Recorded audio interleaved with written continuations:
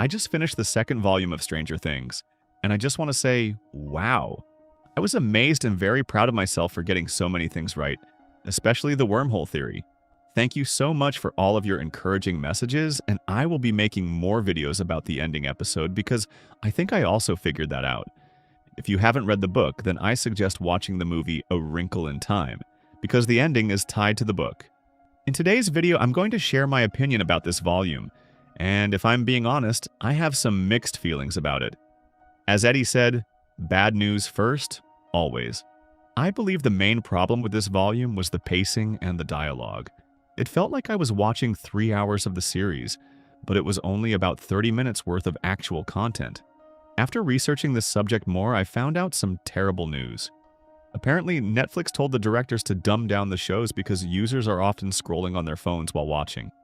This is why the directors included all those pointless dialogues, so that people scrolling TikTok could still understand what's happening in the show. That's why so much of the dialogue sounded like the characters were just explaining their current situation.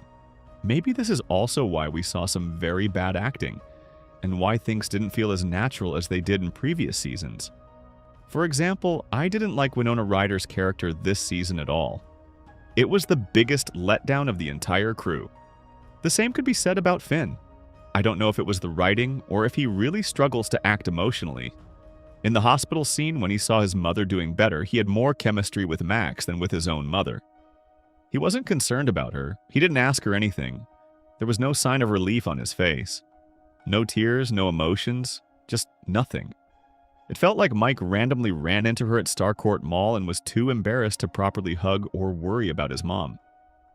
That scene was very awkward for me, especially considering how Karen saved the day there. I swear, Season 5. Karen is so badass, and every time she appears on screen, something epic happens. On the other hand, I really liked the acting from some of the other characters. For example, Sadie and Caleb were phenomenal this season. Lumax is my favorite couple, and you could clearly see the chemistry between the two actors. Seeing Caleb act when Max woke up truly made me sad that Lucas was sidelined like that. My boy can really act, and yet the Duffer brothers continuously set him aside. It feels like such a waste of his talent. Another brilliant performance was delivered by Gaten in the scene where Dustin finally opened his heart to Steve. It was awesome seeing my favorite duo back together. Gaten's shift from being an insufferable, arrogant prick to a vulnerable teenager without a father figure was extraordinary. And you could feel the emotions through the screen. Also, Dustin stopping Steve saved his life. I don't usually have a problem with plot armor, and I definitely don't have a problem with the fact that none of the characters died. For me, Stranger Things was always that kind of show, where everyone would live happily in the end. But even if I don't have a problem with it, I still expect a little decency and continuity. For example, that same hospital scene was ridiculous.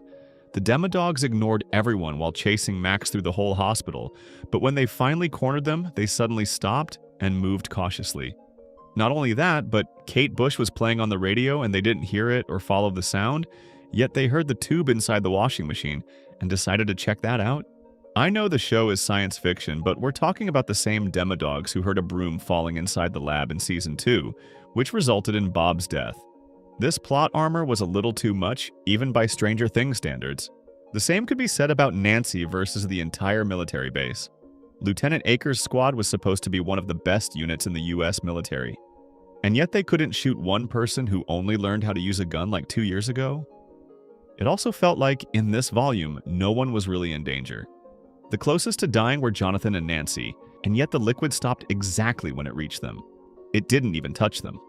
At the very least, they could have made the liquid not solidify immediately, covering them up to their necks before stopping. That would have been far more dramatic.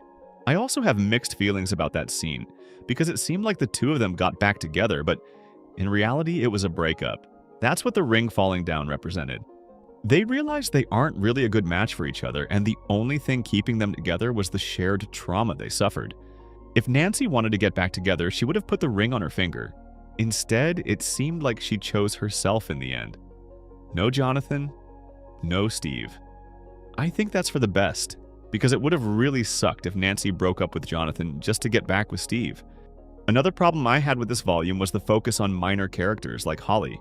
While I understand she's an important part of the plot, it doesn't feel right that she got so much screen time. even more than 11 and Mike. Season 4 introduced the conflict between 11 and Henry, and showed us how everything really started. Season 4 and Volume 1 of Season 5 built up the rematch between 11 and Vecna, yet Volume 2 completely dismantled that build-up, and instead introduced another contender, Will. It felt like 11's character was misplaced in this volume. She was always the heroine, and now she's torn apart, even to the detriment of Kaylee.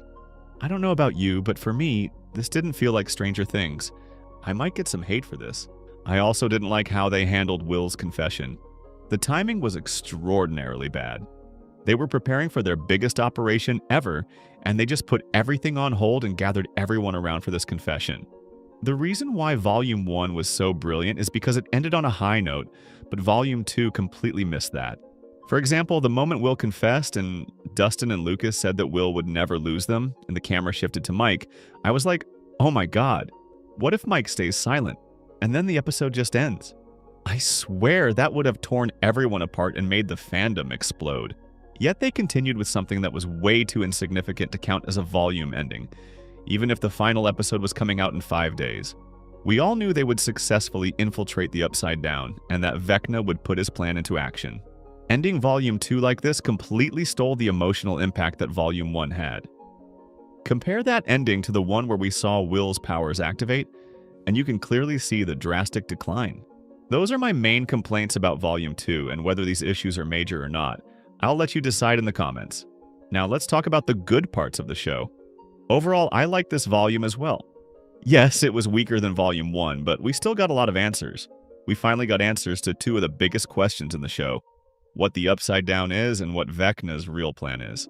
Volume 2 also confirmed that the Mind Flayer is the ultimate villain of the show. When Vecna captured Will and said to him, "I am the one who invited you in, I am the one who gave you powers," and the camera shifted to the time when the Mind Flayer possessed Will, the one who said that line to Will was not Vecna. It was the Mind Flayer controlling Vecna. And in the same way the Mind Flayer controlled Vecna here, it has been controlling all of Henry's actions so far, with the ultimate goal of merging the two dimensions. Max finally woke up. I really liked that they made her weak and that she needed to stay in a wheelchair. Being able to go full battle mode after being in a coma for such a long time would have felt off, and it would have triggered a lot of people. I'm curious to see if she'll play a bigger role in the last episode because, as things stand, it seems like her character arc is finished. She escaped from Henry, shared everything about Vecna's plan with the group, and she's no longer in a position to fight. We now have the full gang together with some extra additions: Karen, Vicky, and Professor Clark. I just know Clark is living his dream right now, learning about other dimensions and about 11's powers. Even though I've said this before, what I liked the most was that Dustin and Steve finally reconciled. Nancy and Jonathan also talked things through. Even if the outcome wasn't what we expected, it felt like another conflict was resolved. The only character I have mixed feelings about is Kaylee. First of all, I don't understand where all the hate for this character is coming from. I believe the parallels between her and 11 are beautifully crafted, and Kaylee represents what 11 would have become if she hadn't had the support system she did. 11 had Hopper, who looked after her like his own daughter. She had Mike, who loved her for who she was. She had good friends who were always there for her.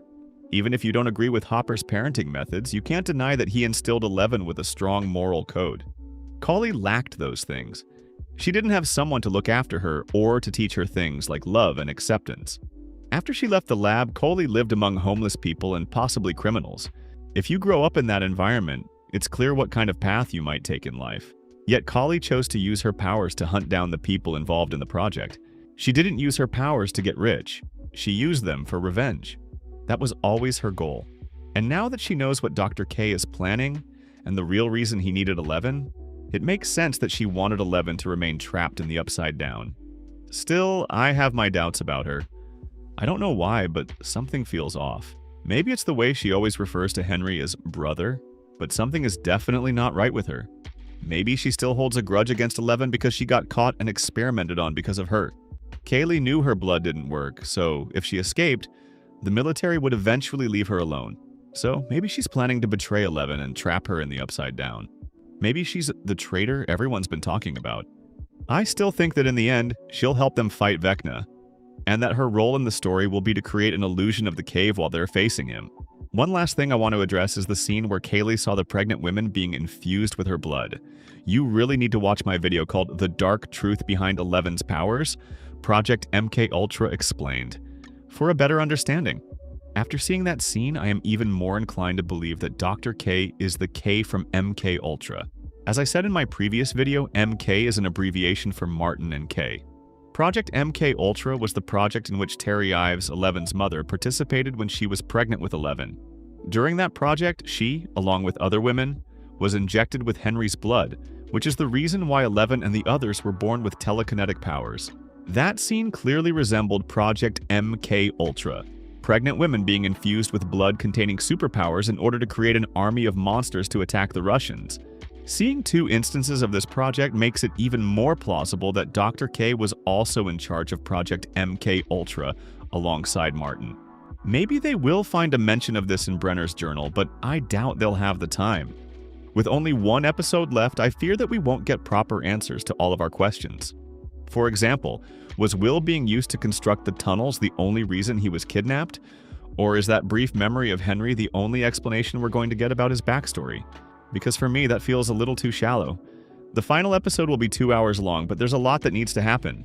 We need the big final fight and the epilogue, and those two things alone should take up at least an hour. I really hope they don't rush the ending, and that we get proper answers to the main questions that are still left. Overall, I enjoyed Volume 2 as well. It's true that it was weaker in terms of impact compared to Volume 1, but we still got a ton of answers and many conflicts were resolved. The stage is set for the final battle to take place. The pacing was a little off, and they could have deleted some scenes with Holly to focus more on the original cast, but I trust that the Duffer Brothers will deliver in the end.